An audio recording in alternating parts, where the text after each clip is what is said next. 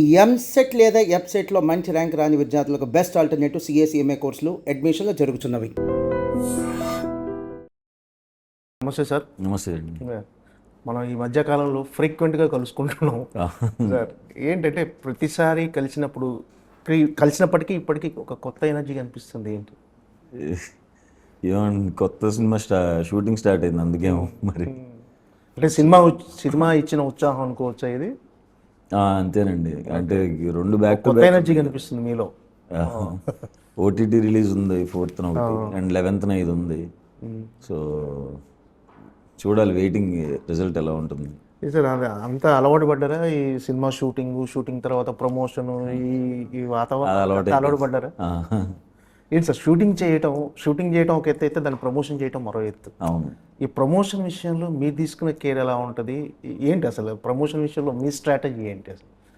నా స్ట్రాటజీ ఏమున్నదండి ప్రమోషన్స్లో, మనకి జస్ట్ ఇంక సినిమాకి వాళ్ళు ఎలా ప్లాన్ చేస్తారో తప్ప నాకంటూ ప్రత్యేకమైన స్ట్రాటజీ ఏం లేదు. ఓకే.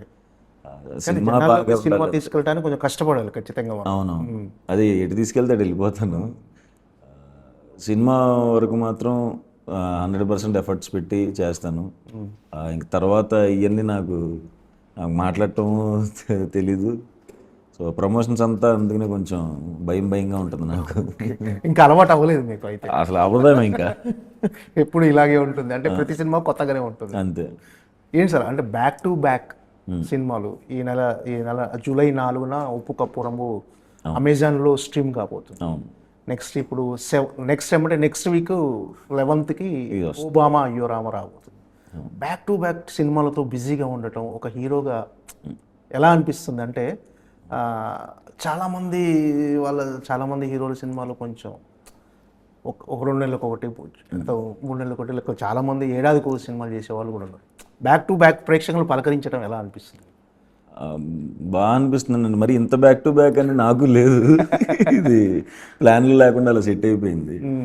కొంచెం గ్యాప్ ఉంటే బాగుంటుంది అనిపించింది. బట్ ఓకే, ఇంకా అన్నీ మన చేతిలో ఉండదు కాబట్టి లక్కీగా బ్యాక్ టు బ్యాక్ సినిమాలు వస్తున్నాయి అన్న హ్యాపీ ఉంది.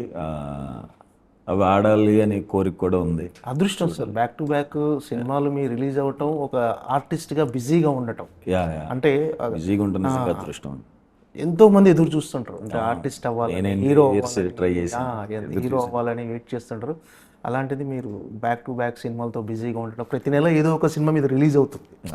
సో అలా ప్రేక్షకులు పలకరించడం కూడా నిజంగా ఒక రకంగా లక్కీ, అదృష్టం అని అనుకోవాలి. Thank you. సార్ మీరు ఎలా ఫీల్ అవుతారు సార్ దీన్ని ఎలా రిసీవ్? అంటే ఒకప్పుడు సినిమాల కోసం కష్టపడి సినిమాలలో అవకాశం కోసం కష్టపడిన మీరు ఇప్పుడు వరుసగా సినిమాలతో బిజీగా ఉండి, అంటే మీకంటూ ఒక ప్రత్యేకత ఇమేజ్, అంటే సుహాస్ సినిమాలంటే ఒక నమ్మకం ఆడియన్స్కి, అలా ఒక స్థాయిని ఒక మీకంటూ ఒక వాళ్ళ ప్రేక్షకుల గుండెల్లో ఒక చిన్న స్థానం సంపాదించుకోవటం ఎలా అనిపిస్తుంది?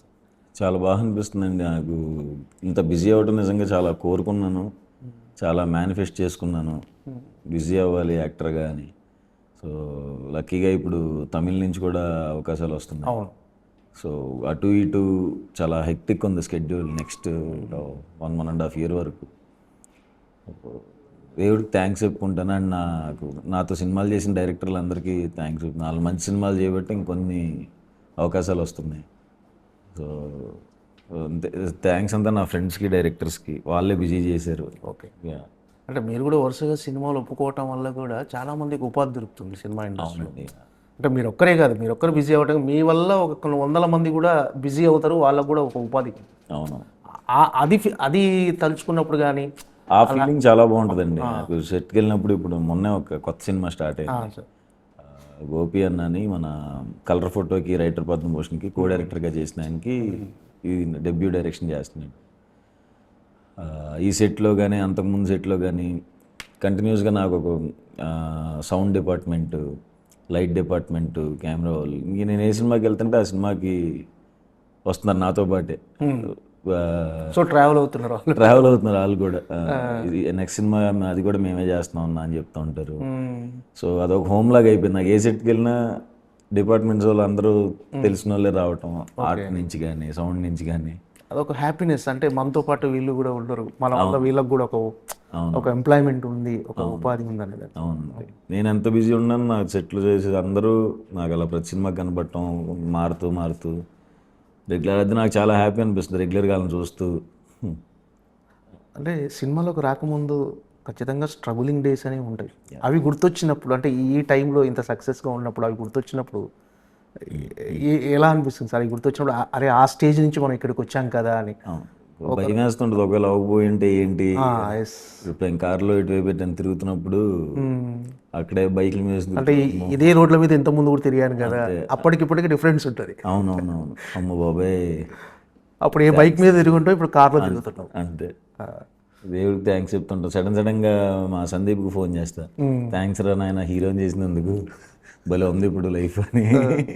నువ్వేంట్రా బాబు ఉన్నట్టుండి ఫోన్ చేస్తూ ఉంటాడు. ఓకే. భయం అవి గుర్తొచ్చినప్పుడు మాత్రం ఎందుకో భయం వేస్తుంది. ఒకవేళ అవ్వకపోయి ఉంటే ఏంటి పరిస్థితి, వెళ్ళిపోయేవాళ్ళం లే, విజయవాడ లేదో జాబ్ చేసుకునే వాళ్ళం అనుకునేవాళ్ళం. బట్ లక్కీగా అంతే సార్, కలిసి వచ్చింది. మంచి నాకు షార్ట్ ఫిల్మ్స్ నుంచి మంచి బ్యాచ్ ఉండి వాళ్ళు పుష్ చేశారు నన్ను, మంచి ఎంకరేజ్మెంట్ ఇచ్చారు. కాబట్టి అందరికి చాలా మందికి థ్యాంక్స్ చెప్పాలి. అంటే ఇందులో మీ స్వయం కృషి కూడా, అంటే స్వయం కృషి అంటే స్టెప్ బై స్టెప్ మీకు వచ్చిన అవకాశాన్ని సద్వినియోగపరచుకొని ఒక్కొక్క క్యారెక్టర్ చేసుకుంటూ స్టెప్ బై స్టెప్ చేసుకుంటూ ఈ పొజిషన్కి వచ్చారు.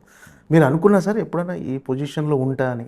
ఎంత బాగుండు అనుకున్నాను, వెళ్ళిపోతానని ఎప్పుడు అంతలేదు, కానీ అవ్వాలి అవ్వాలి అవ్వాలి అని అయితే చాలా బలంగా కోరుకున్నాను. ఓకే. అంటే షార్ట్ టైంలో వచ్చారు అనుకుంటున్నారు ఈ పొజిషన్కి, లేకపోతే లేదు మనం మీకంటూ మీరు అనుకున్న టార్గెట్ ఈ టైంలోనే రీచ్ అయ్యారు అనుకుంటున్నారు ఇప్పుడున్న పొజిషన్? అనుకున్న టైంకే అయ్యాను అనుకుంటున్నానండి. అంటే వచ్చిన ఒక 1-2 ఇయర్స్ ఆడిషన్స్కి సరిపోయింది. 2014లో ఇప్పుడు వచ్చాను. 15 ఎండ్కో 15 ఎండ్కే చాయ్ బిస్కెట్ అది స్టార్ట్ అవటం వల్ల హెల్ప్ అయింది నాకు యాక్చువల్గా. షార్ట్ బ్యాచ్ హెల్ప్ అయ్యారు సర్కిల్. చాయ్ బిస్కెట్ స్టార్ట్ అవ్వకుండా ఉంటే మరి చాలా తేడా కొట్టింది. అందులో జాయిన్ అవటం వలన నాకు అందరూ డైరెక్టర్లో సర్కిల్ తెలియటం, హీరోస్ పరిచయం అవటం, అట్లా హెల్ప్ అయింది బాగా చాయ్ బిస్కెట్. అంటే ఒక నటుడిగా అవుతానని ఒక మీకంటూ ఒక టార్గెట్ ఉంది, మీకంటూ అంటే నటుడు అవ్వాలనే ఇండస్ట్రీలో వచ్చారు, కానీ హీరో అవుతానని అనుకున్నారు? అనుకోలేదు, నిజంగా అనుకోలేదు. మంచి యాక్టర్గా మంచి మంచి రోల్స్ చేద్దాము అని అనుకున్నాను. హీరో అవుదామని చెప్పినప్పుడు కూడా నాకు అప్పుడే పుష్ప అవకాశం వచ్చింది. సుకుమార్ సార్ మాట్లాడారు అప్పుడే పక్కన కేశవ రోల్కి. అవును సార్, పుష్పలో కేశవ క్యారెక్టర్ ఫస్ట్ మిమ్మల్ని అనుకున్నారని తెలిసింది. అయితే ఎందుకు మన సుహాస్ హీరోగా చూస్తున్నాడు కదా, ఎందుకు డిస్టర్బ్ చేయటం అని అడగలేదా సార్? అంతేనా? అంటే కొంచెం అట్లాంటిదే. బట్ అదే టైంకి కలర్ ఫోటో అడుగుతుంటే నేను వీళ్ళు సందీప్ వాళ్ళ మీద సీరియస్ అదేంట్రా నేను ఇంత బిజీ అవుతున్నాను. అప్పుడు డే అండ్ నైట్లు ఉండేవి షూట్. క్యారెక్టర్ అంటే ఫ్రెండ్ రోల్స్ చేస్తున్నప్పుడు అసలు కంప్లీట్ బిజీ. ఇలా ఇన్ని చేస్తున్నాను, సడన్గా హీరో అంటున్నావు, ఇప్పుడే స్టార్ట్ అయింది నాకేమో కెరీర్, ఇప్పుడే డబ్బులు చూస్తున్నాను, ఆపేస్తున్నారు ఏంటి అది ఇది అని అంటే, ఇంకా మాటలు అది కాదురా నువ్వు హీరో అంటే అలా ఏం చూపించట్లేదు, నేను నల్లగా ఉన్నోడే కావాలి అందుకే అడుగుతున్నాను అని చెప్తుంటే నాకు మా పెద్ద సినిమా అవకాశం మిస్ చేసేస్తున్నారు అని చెప్పి నేను అనేవాడిని. మనసులో కూడా అనుకున్నా సినిమా పుష్ప మిస్ అయిపోతుంది ఏంటని. అప్పుడు బాధపడ్డాను, కానీ తర్వాత ఇది కూడా హెల్ప్ అయింది. ఓకే. అంటే అడిగితే చేసేవాళ్ళ పర్ఫెక్ట్గా చేసేయండి అని అంటే సుకుమార్ గారు లేదు నువ్వే చేసేయాలంటే చేసేయచ్చు వాళ్ళ? చేసేసేవాడిని. ఓకే. అయితే ఉప్పు కపురముతో పాన్ ఇండియా హీరో అయిపోతున్నారు, అంటే స్ట్రీమింగ్ అన్ని భాషల్లో అవ్వబోతుంది, అంటే first time pan India hero చూడాలి. స్ట్రైట్ తెలుగే కాబట్టి, కానీ అంటే అన్ని భాషల్లో స్ట్రీమ్ అవబోతుంది. ఓకే.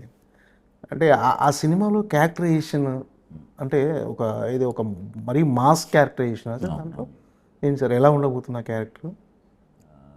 మంచిగా నవ్వుకుంటారు సార్. ఒక 2-3 చోట్ల చాలా గట్టిగా నవ్వుతారు. అంత అసలు చూడటమే చాలా కొత్తగా స్టార్ట్ అవుతుంది మీకు. ఒక 15 మినిట్స్ అయిన తర్వాత ప్రాపర్గా వరల్డ్లోకి వెళ్తారు. చాలా ఎంజాయ్ చేస్తారు. నా ఎంట్రీ సీన్ కూడా చాలా బాగుంటుంది. చాలా ఎగ్జైట్ అయిన నా ఎంట్రీ సీన్కి. కామెడీ సీన్స్ అన్నీ బాగుంటాయి, పాటలు కూడా అదిరిపోతుంది, బీజిఎం అన్నీ ఎంజాయ్ చేస్తారండి. చక్కగా హ్యాపీగా ఇంట్లో కూర్చుని హాయిగా నవ్వుకుంటారు ఆ సినిమా చూసి. ఈ ఓబామా అయ్యోరామ్ విషయానికి వస్తే ఈ సినిమా ఒప్పుకోవడానికి రీజన్ ఏంటి సార్? ఈ సినిమాలో కూడా మీరే అమ్మాయి వెంట పడటమేనా ఈ సినిమాలో కూడా? అమ్మాయి ఉంట పడటం ఉంటుందండి, ఇది ఏదో ఒక రకమైన కాన్ఫ్లిక్ట్ ఉంటుందండి ఇద్దరు కలవటానికి. అది సెకండ్ హాఫ్లో తెలుస్తుంది అసలు ఎలా కలిసారు ఏంటి అని. ఫస్ట్ టైం రామ్ కామ్ చేయటం నేను. సో నాకు షూట్ అంతా ఎక్స్ప్రెషన్లు కొన్ని పెట్టేటప్పుడు నాకే సిగ్గేసింది, ఎలా పెట్టాలి ఇలాంటి ఎందుకు సార్ సిగ్గు? నాకు ఒకసారి కొంచెం ఇలాంటి క్యారెక్టర్ ఎప్పుడు చేయలేదు. ఓకే, అమ్మాయి ఇట్లా చూడటం అంటే రొమాన్స్ ఎక్కువ ఉంటుందా హీరో హీరోయిన్ మధ్య మీ మధ్య? ఉంటుంది, మరి హెవీ రొమాన్స్ జస్ట్ నార్మల్గా అందరూ చూసేది. ఈ సినిమా ఒప్పుకుంటానికి నా డైరెక్టర్ రామన్న నాకు ప్రతిరోజు పండుగ నుంచి పరిచయం. ప్రతిరోజు పండుగలో అసోసియేట్ డైరెక్టర్. అప్పటి నుంచి బాగా ఇద్దరం బాండింగ్ కుదిరింది. అప్పటి నుంచి రెగ్యులర్గా మాట్లాడుకునే వాళ్ళం. హిట్ 2కి చీఫ్ ఐడీగా చేశాడు ఆయన. హిట్ 2 అప్పుడు కథ చెప్పాడు. హిట్ 2 అప్పుడు కూడా ఇప్పుడు నేను అమ్మాయి తల నరికే సీన్ ఒకటి ఉంటుంది, ఆ టైంలో వచ్చి కథ చెప్పాలి డార్లింగ్ అన్నాడు. ఆ టైంలో ఇలాంటి కథ చెప్పాడు. ఓకే, నేను ఎట్లా ఉన్నాను నువ్వు చెప్తున్న కథ ఏంటి అని. పర్సన్ చాలా మంచివాడు అనమాట డైరెక్టర్. నాకు పర్సనల్గా చాలా ఇష్టం. చాలా తక్కువ మందిని చూస్తాను అంత జెన్యున్గా. నేనంటే చాలా ఇష్టం ఆయనకి, ఆయన కూడా నాకు చాలా ఇష్టం. సో చెప్పినండి ఇమీడియట్గా చేసేద్దాం అన్నాను. అండ్ ప్రొడ్యూసర్ కూడా మంచి ప్రొడ్యూసర్ దొరికారు లక్కీగా, హరీష్ గారు, కొత్త ఆయన కూడా ఇప్పుడు దేనికి కాంప్రమైజ్ అవ్వకుండానే ఖర్చు పెట్టారు. ఓకే, మంచి టీంని తీసుకొచ్చారు. మణికందన్ గారిని తెచ్చారు, డిఓపి రతన్ గారిని తెచ్చారు. అందరూ మంచిగా క్లోజ్ అయ్యారు, అందరూ బాగా వర్క్ చేశారు.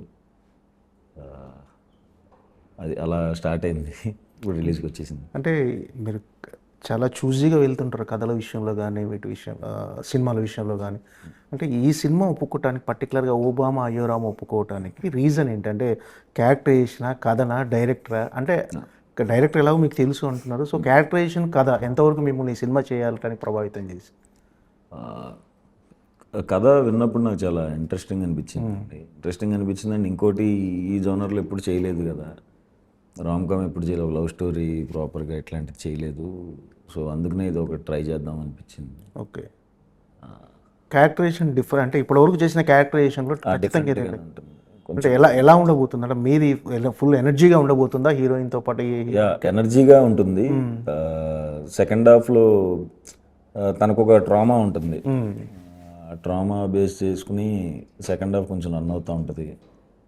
సడన్గా ఒక పర్సన్ వల్ల యాంగ్జైటీ, ప్యానిక్ అటాక్లు వస్తూ ఉంటాయి. అదంతా సినిమాలో ఉంటుంది, కొంచెం పేరెంట్స్ది సెకండ్ హాఫ్లో బాగుంటుంది. అండ్ నాకు ఇంకోటి ఆలీ సార్తో ఫస్ట్ టైం చేస్తున్నాను. ఆలీ గారు నాకు మామయ్య క్యారెక్టర్ చేస్తున్నారు. ఆయన కూడా ఎమోషన్ సీన్స్ చాలా బాగా కనెక్ట్ అవుతారు. అంటే మావయ్య క్యారెక్టర్ అండ్ పేరెంట్స్ క్యారెక్టర్ చాలా బాగుంటాయి. Full entertainment sir cinema. Entertainment ఉంటుంది, ఎమోషన్ కూడా ఉంటుందండి. ఓకే, ఆలీ సార్ది ఎమోషన్ ఇంకా ఎక్కువ ఉంటుంది సినిమాలో.